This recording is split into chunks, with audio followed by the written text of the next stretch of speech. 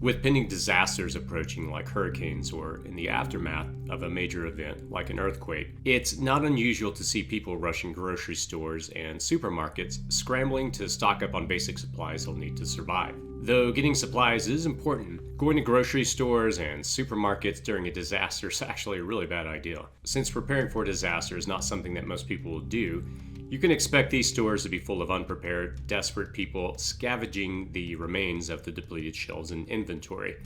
This makes these locations a dangerous place to be, as you can almost always expect chaos in an unruly crowd that is teetering on turning into a mob when even the simplest scuffle could push them over the edge.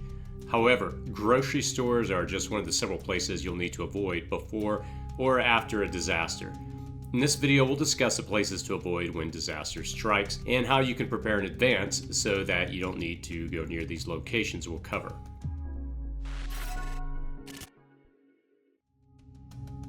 Five places you'll need to avoid during a disaster.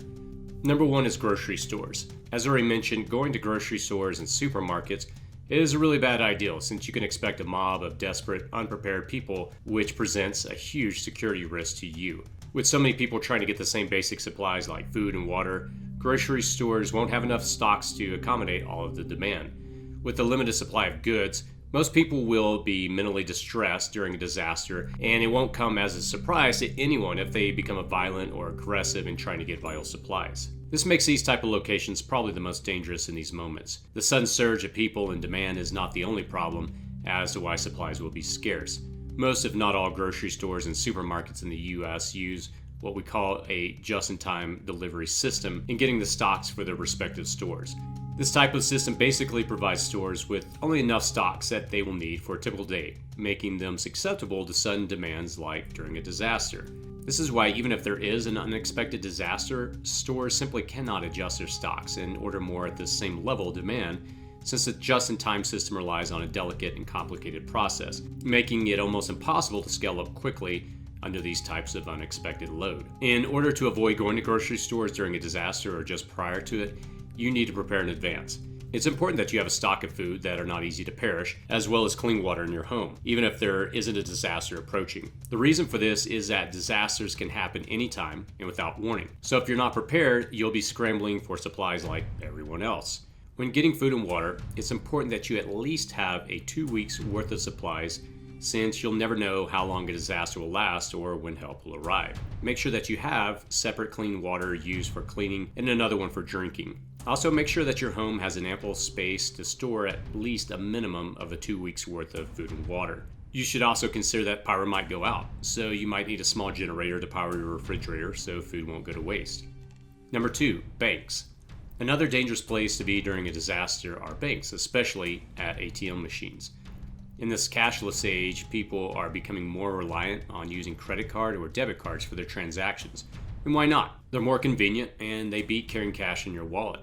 But during a disaster, cashless transactions will be impossible since there will likely be communication and electrical outages. Stores simply won't have the capacity to accept credit or debit card payments since the terminals that process the transactions will likely not be functioning.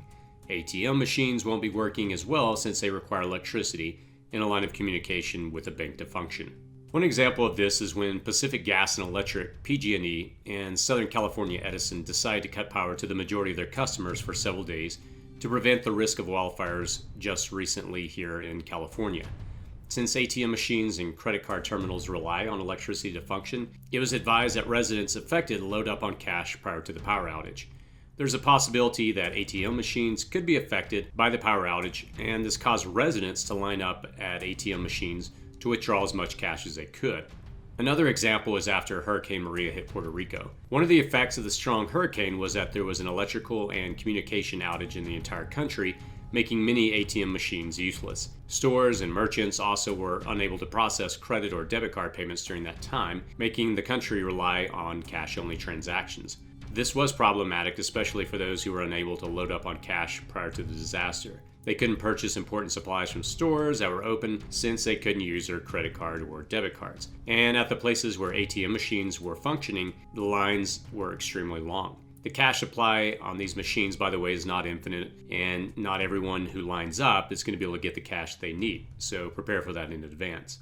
To avoid having this kind of problem during disaster, it's important that you always keep cash on hand. Make sure you prepare an emergency cash supply in your house that you only access during a disaster. This will ensure that you'll have the ability to purchase things in case you need it and you have the means to pay for it. Make sure that the cash you prepare is broken down into several amounts. Remember, stores likely won't have enough cash on them to constantly give out change for the payments they receive. Breaking down the amount of money that you have into smaller amounts gives you the ability to pay in the exact amount, eliminating the need for change and also shortening the time you spend in the store. Number 3, drugstores. A huge portion of the country's population is reliant on prescription medications. This means that there will be many Americans who will line up at drugstores prior to and after a disaster as they try to get refills for their prescription medicine. About 46% of the country's population takes prescription drugs. That is a huge number, which shows that almost 1 out of 2 Americans are reliant on some form of prescription medication. The problem here is that not many of the people who take prescription drugs prepare or plan ahead in case of a disaster. In addition, most pharmacies only will refill up to a limited amount of medication, forcing patients to return frequently, making it very difficult to stock up. A 2018 survey showed that more than half of the population, 53%, don't have any preparation plans in case of an emergency. The survey showed that 25% of Americans say they can only go without their drugs for 2 to 3 days before any negative health effects are felt. This also shows that when a disaster strikes, there will be many Americans lining up at drugstores trying to get prescription medications that they need. Though there are already programs in place that allow pharmaceutical companies to respond properly during disasters, it won't be uncommon for drugstores to have long lines or run out of inventory, especially if drugstores also use the just-in-time delivery system for their supplies.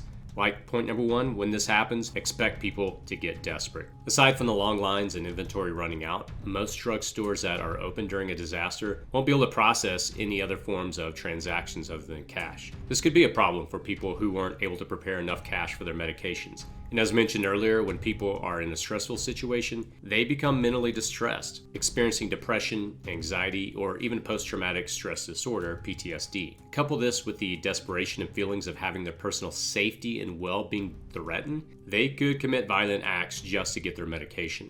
One thing that you can do to avoid going to drugstores during an emergency is to stock up on medications and other medical supplies and equipment you might need ahead of time. You need to make sure that you are also prepared to be able to store your medicine, especially if the medicine you're taking requires being put in a refrigerator. You also need to consider as well how much medicine you are allowed to purchase, since there's a limit for certain prescription medications. Another thing you can do is consider finding a natural alternative to the medication you are taking, or you will likely take.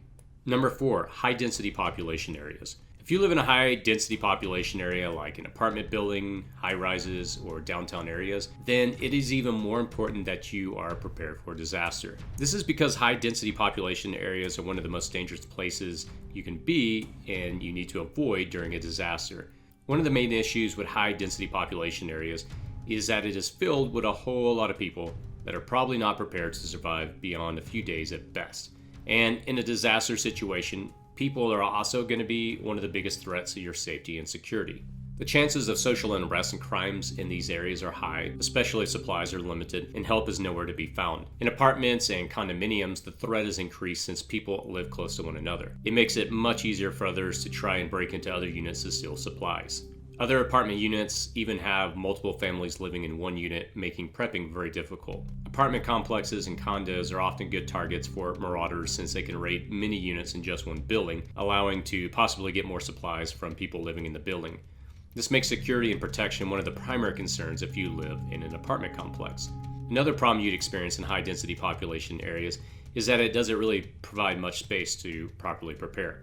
Apartments and high-rise condos typically don't have big spaces, making them problematic for storing supplies and tools. Most apartments only have enough space to fit in a bed and furniture for the tenant, making prepping for a prolonged period of time difficult. If you're sharing a unit with multiple families, then prepping is already out of the question unless you trust them enough to prep with you. In these type of environments, you need to be creative when it comes to maximizing the space in your apartment and finding areas where you can store the supplies you prepared for disaster. Also, give serious consideration to getting a backup storage unit nearby where you can put critical supplies as a backup. Aside from security and storage concerns, another problem with living in a high-density population area is that the concentration of people in this area makes it more vulnerable to injuries or death when a disaster strikes. The congestion, dense infrastructure, and limited escape routes make it harder for people to survive in this kind of area once a disaster strikes. One example of this is in the Haiti earthquake in 2010, where the magnitude 7 earthquake hit a densely populated area, contributing to many deaths and injuries to people. Also, in the aftermath of a major event, keeping up with sanitation will present a lot of challenges, and it lends itself to fast proliferation of disease and illnesses. Though it is still possible to prepare for disaster, even if you live in high-density population areas, the best solution is to bug out of these areas if possible before a disaster strikes. These types of areas typically present many risks and dangers, and trying to ride out a disaster is usually not your best option if you're living in an overly congested area. You also need to have a bug out plan in case you live in these types of environments. Have a plan on how you will evacuate the area, where you'll go, and how you'll get there. Make sure that you have enough supplies prepared for your bug out trip. Number 5, gas stations. Similar to grocery stores, banks, and drugstores, people will be lining up at gas stations prior and after a disaster to make sure that their vehicles will have a full tank of gas. The main reason for this is that they want to make sure they have enough gas to get out of town in case they need to do so. The problem is that gas stations in disaster areas typically run out of fuel.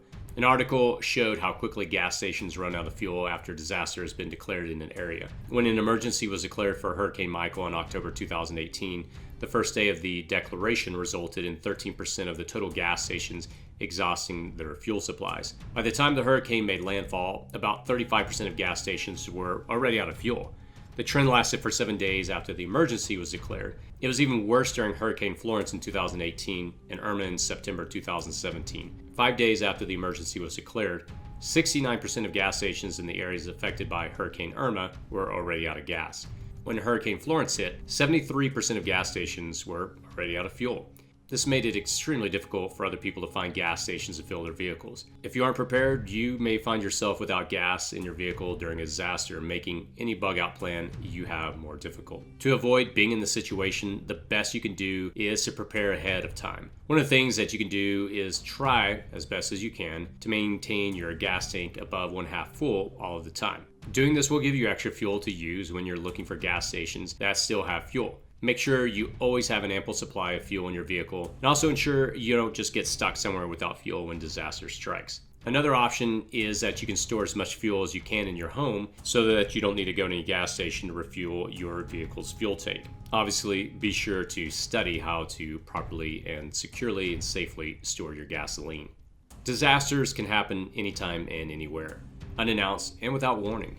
Most people are caught off guard by these disasters, forcing them to scramble for supplies and other items they will need to help them weather the disaster. But since many people will likely do the same, going to places like grocery stores, gas stations, drugstores, and banks, just be sure that you don't go to these locations, since a sudden influx of people can make them a potentially dangerous place and very hazardous.